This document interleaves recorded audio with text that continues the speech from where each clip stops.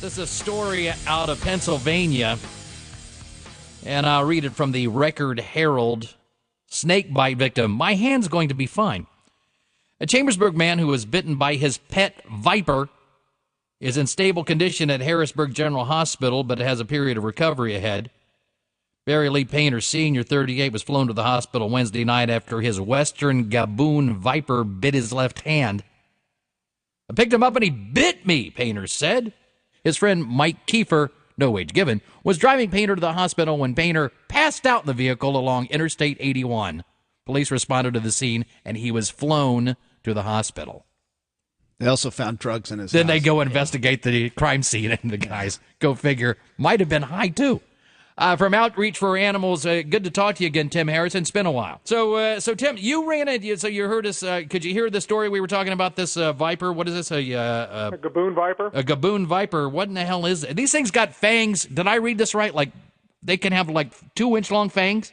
Yes, 2.5 inches is a record.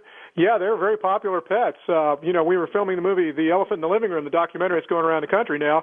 We actually showed them. He only lives an hour away from the biggest exotic reptile and venomous snake auction in the country. It's over in Hamburg, Pennsylvania, at a convention center. And they were selling Gaboon vipers as fast as you can bring them out in deli cups, just like you get potato salad at the grocery store. Tim, who would want to buy one of these things? As a pet? Well, I think it's more of it's an ego thing. They want to live through their snake, tell their friends, I got this deadly, dangerous snake from Africa. Now, didn't you run into a situation like this in Dayton a few years back, Tim, where a couple of little kids ran across one of these things? Absolutely, and it's highlighted in the movie also, too. But it was a 4- and 6-year-old boy found a full-grown Gaboon viper, about 4 foot long, in a garage. They didn't know what it was.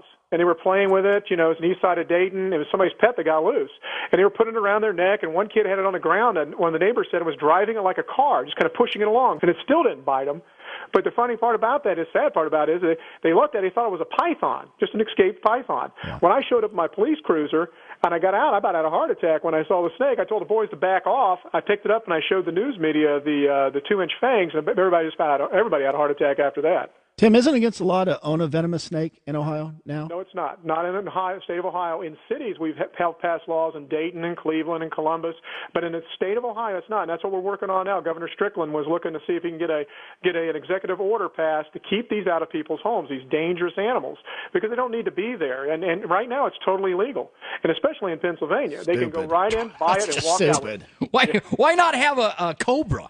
Yeah, see, this is a problem. Thing, right? This is a problem in Florida with the pythons, right? They get too big and they're just letting them loose. I mean, that's a big problem down in Florida. Absolutely, in the Everglades. And in the film, we actually talk about that and show that problem down there. We help rescue some of them down there. But I tell you right now, most of those pythons were brought down from the north. It's a born-free mentality. If they get too big, they drive them down and turn them loose in the Everglades. And for people who don't know, I think we're exaggerating. It is a big problem, correct? Yeah, it's a big problem. Yes. Yeah, it's actually eating the pythons are eating everything down. Right, that's what I'm saying. Alligators to everything. Right. Now, do people actually you hear about this viper and stuff, and you always hear about people with the big the pythons and whatnot? Mm-hmm. Do people actually keep it like a cobra? Oh, cobras are very popular. It's all legal. You could get it off the internet. You can get it off these exotic animal auctions. Do you have a phone number, Tim? Because I like to give Seg one. On the cobras. Poisonous. Google Black Mamba, preferably. What is the most poisonous snake? Black Mamba. Well, the black mamba is a very venomous snake, neurotoxic. It's very venomous, but the most venomous snake in the world is the inland taipan called the fierce snake of Australia. And we didn't think we were going to see those in the United States. Within the last 8-year period, we have seen multiple taipans being snuck into the country. We've had 10 of them brought in through Miami, Florida that was confiscated. We didn't have any anti-venom when they first came through. If one of those bites you, Tim, how long do you have? Well, it depends on the person, because some people have allergic reaction immediately. Some people can last 18 hours or so. But right off the bat, you're going to feel it. Your eyes are going to start drooping. You're going to get a metallic taste, and you're going to stop breathing. That's the main thing with them. I'll take one of those to give to Seg. Well, what about this Gaboon viper? This guy, as we were saying, he bit the guy. He passes out on the way to the hospital. They bring in air care for him. How long is that's going to kill you, right? It can kill you. They've definitely got anti-venom to him. He said his hand blistered and was purple, so he did have some partial venomation. He may not have had a full venomation because a lot of these snakes don't give you the full load. They'll hit you and release and just get a little bit in your system. But the main thing is that he did the right thing by getting to the hospital, but a lot of hospitals don't know how to take care of you, and the anti-venom can kill you faster than the the venom because there's 45% of the population are allergic to horses. So if you can give them the medicine that's supposed to save them, it can actually kill them faster. Now, Tim, if you are bit by a poisonous snake, you're supposed to just suck the poison out, right? And then spit it. I was going to say spit it out. Of course, spit it out. If Tracy does give this viper to Seg, should I just rush over? I'm going to grab his arm and suck that out and spit it, right? Just like in the westerns. That Well, works. you'll find out who your friends are. But I can tell you right now, you don't want to do that. It's a waste of time. You're not going to get it. That's why I always teach when I teach my critical thinking seminars with emergency room doctors and paramedics. I get a little saline syringe, a little syringe full of saline salt water, and I inject it in the bicep, and I say, okay, suck that back out.